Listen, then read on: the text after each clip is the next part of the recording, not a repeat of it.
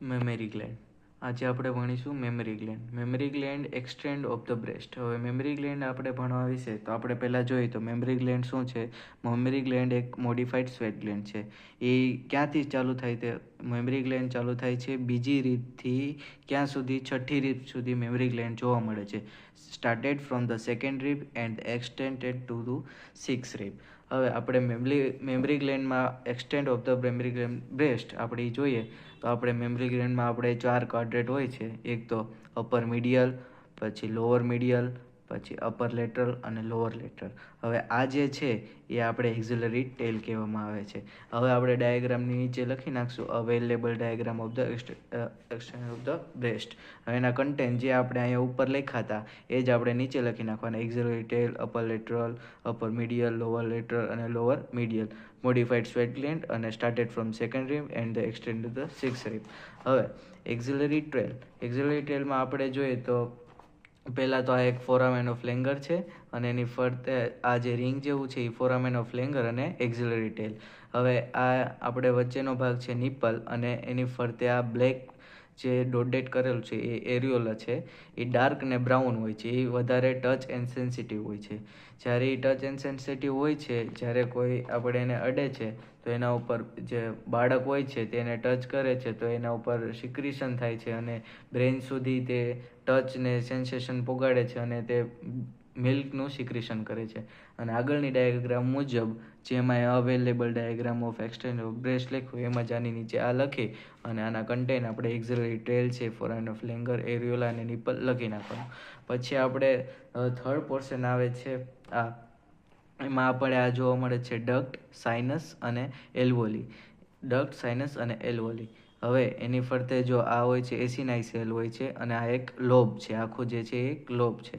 એમાં available diagram of the structure of the lobes. એમાં lobes, એલ્વોલી, લેસિફેરસ sinus ને લેસિફેરસ duct. હવે લોબ્સ ઓફ મેમરી ગ્લેન્ડ. હવે આપણે મેમરી ગ્લેન્ડ બતાય છે કે એનું સ્ટ્રક્ચર જોઈ મેં કીધું પહેલાં સ્ટાર્ટિંગમાં એ પ્રમાણે 2 થી 6 સુધીમાં આપણે એક્સટેન્ડ થયેલું હોય છે મેમરી ગ્લેન્ડ. આ જે લિગામેન્ટ હોય છે એને સસ્પેન્સરી લિગામેન્ટ કહેવાય છે જે બ્રેસ્ટને જોડી રાખે છે. તે પેક્ટોરલિસ મેજર મસલથી જોડાયેલું હોય છે. આ વચ્ચે જે જગ્યા હોય છે એને પેક્ટોરલિસ ફેસિયા કહે છે. પછી આ એક સ્પેસ હોય છે એને રેક્ટોમેમરલી સ્પેસ કહેવામાં આવે છે. હવે ત્યાં લોબ લાગેલા હોય છે. પહેલાં આપણે લોબ્સ આ જોઈ એ ડાયાગ્રામ પ્રમાણે પહેલાં આપણે હોય છે ડક્ટ હોય છે, સાઇનસ હોય છે અને લોબ્સ હોય છે. અને લોબ્સની અંદર આપણે એલ્વોલાઈ અથવા એસીની સેલ્સ પણ હોય છે. અવેલેબલ ડાયાગ્રામ એ નીચે લખી નાખવાનું. ઉપર જે આપણે દોર્યું એ જ નીચે કરી અને નીચે કન્ટેન્ટ કરી નાખવાના.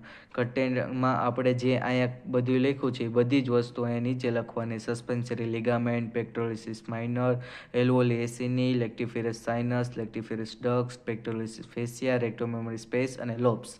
હવે આપણે જોઈએ તો એની આર્ટિરિયલ સપ્લાય. આર્ટિરિયલ સપ્લાયમાં આપણે જોઈએ તો પહેલાં તો મેઇન આર્ટરી છે આપણી એક્ઝિલરી આર્ટરી.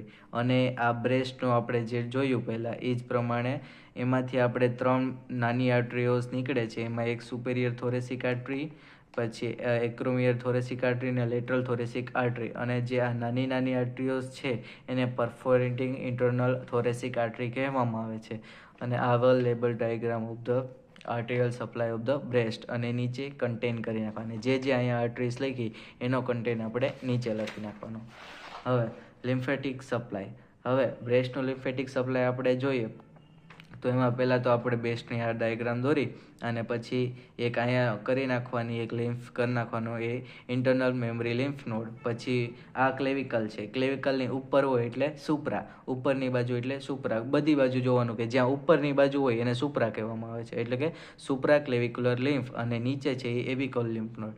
પછી અહીંયા સેન્ટરમાં છે એટલે સેન્ટર લિમ્ફ નોડ, અહીંયા લેટરલમાં છે એટલે લેટરલ લિમ્ફ નોડ, અહીંયા એન્ટિરિયરમાં છે એટલે એન્ટિરિયર લિમ્ફ નોડ અને પોસ્ટિરિયરમાં છે એટલે પોસ્ટિરિયર લિમ્ફ નોડ. એટલે આ બધા લિમ્ફ નોડ મળી ગયા. એ લિમ્ફ નોડને આપણે નીચે કન્ટેનમાં લખી નાખવાના. કન્ટેનમાં લખી અને આ એક્ઝિલરી લિમ્ફ નોડ 75% હોય છે, એન્ટિરિયર લિમ્ફ નોડ છે 20% અને પોસ્ટિરિયર લિમ્ફ નોડ છે 5% જોવા મળે છે. હવે સબ એરેલ્યુઅર લિમ્ફ નોડ ઓફ સપ્લાય.